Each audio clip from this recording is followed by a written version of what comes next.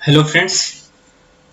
आज इस वीडियो में हम डिस्कस करेंगे जो जीएसटी काउंसिल की 43rd मीटिंग हुई थी उसमें लेट फीस को लेके क्या डिसीजन लिए गए और एमएसटी स्कीम जो सब लोग सोशल मीडिया पे बहुत ज़्यादा उसकी डिमांड हो रही थी उसको लेके गवर्नमेंट ने क्या डिसीजन लिया और क्या एमएसटी स्कीम लेके आई।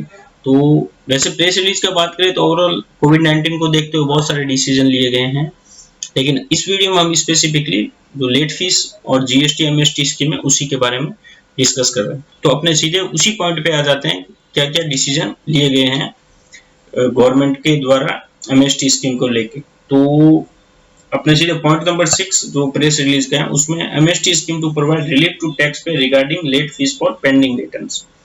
मींस जब से जीएसटी आया मतलब जुलाई 2017 से लेके अप्रैल 2021 तक जो रिटर्न्स आपके पेंडिंग हैं, अब 500 रुपीज पर रिटर्न आपको लेट फीस लगेगा, आप अपना रिटर्न फाइल कर सकते हो, जो कि पहले 10,000 रुपीज था। और यदि आपके जीएसटीआर 3B में कुछ डेटा है, मतलब आपकी आउटवर्ड टैक्स लायबिलिटी और कुछ है, तो आपकी लेट फीस 1000 रुपीज लगेगी। मीन्स जो पहले 10,000 रुपीज थी उसको 1000 रुपीज कर दी गई। लेकिन इस स्कीम का बेनिफिट आपको तभी मिलेगा जब आप अपने रिटर्न मीन्स 1 जून 2021 से लेके 31 अगस्त 2021 तक फाइल कर देंगे। मीन्स आपने 31 अगस्त तक यदि अपने पेंडिंग रिटर्न्स फाइल कर दिए तो इस स्कीम का बेनिफिट आपको मिलेगा, लेकिन आपने 31 अगस्त तक रिटर्न फाइल नहीं किए तो 1 सितंबर से आपको वापस वही 10,000 वाली लिमिट अप्लीकेबल हो जाएगी। तो ये जो गवर्नमेंट ने बेनिफिट दिया है उसका जिनके भी पेंडिंग रिटर्न्स है उनको इसका जल्दी से बेनिफिट उठा के सब कंप्लायंसेस कर देने चाहिए। अब बात करते हैं अपने जो आगे भी लेट फीस है उसको थोड़ा रेशनलाइज किया गया है, क्योंकि बार बार जीएसटी एमएसटी स्कीम इनको लानी पड़ रही है। तो उन्होंने इस बार क्या किया है, लेट फीस को भी रिड्यूस कर दिया है। तो आगे उनको में भी चांसेस यही बन रहे जिस हिसाब से इन्होंने रिडक्शन दिया है, आगे एमएसटी स्कीम आने के बहुत कम चांसेस हैं। बात करते हैं उन्होंने किस तरह से लेट फीस को रेशनलाइज किया है।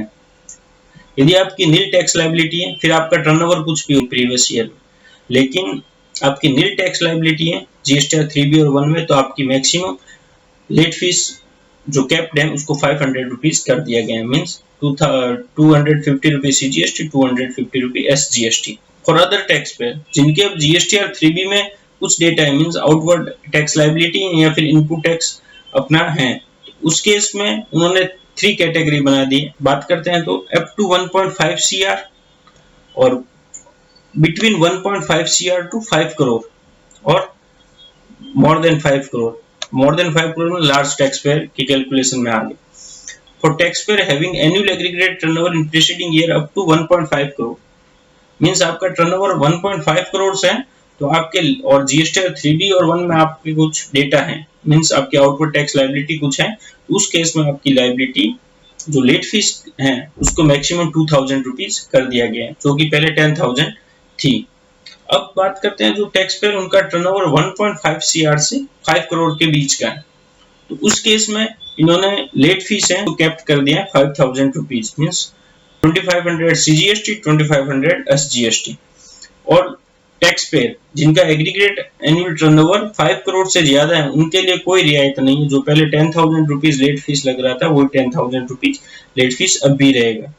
तो ये लेट फीस को जो आगे के रिटर्न्स के लिए रेशनलाइज किया गया है उसका यही मीनिंग निकल के आ रहे हैं कि बार बार एमएसटी स्कीम लानी पड़ रही है, इससे अच्छा उन्होंने इसको रेशनलाइज कर दिया तो अब एमएसटी स्कीम आने के बहुत कम चांसेस बन रहे हैं। जो भी जिनके भी पेंडिंग रिटर्न है इस एमएसटी स्कीम का बेनिफिट उठा के उनको सबमिट कर देने चाहिए।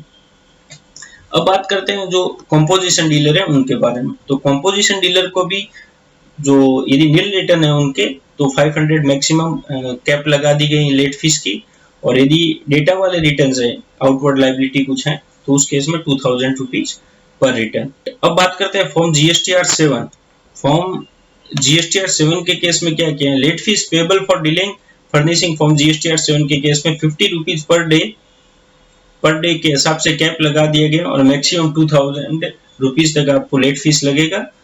उससे आप अपना रिटर्न सबमिट कर पाओगे, फॉर्म जीएसटीआर 7 फाइल कर पाओगे। ऑल द वो proposal to made applicable prospective tax period, मतलब अप्रैल 2021 तक तो वो स्कीम एमएसटी स्कीम है और अप्रैल के बाद जो मई 2021 से है उसमें ये लेट फीस के प्रोविजन अप्लीकेबल होंगे। इसके अलावा भी बहुत सारे डिसीजन है, लेकिन ये स्पेसिफिक वीडियो अपने ने जो एमएसटी स्कीम है और लेट फीस के रैशनलाइज किया उसके बारे में बनाया। पूरी प्रेस रिलीज का अपने एक वीडियो बनाएंगे, उसमें एक एक पॉइंट को हम डिस्कस करेंगे। Thank you very much.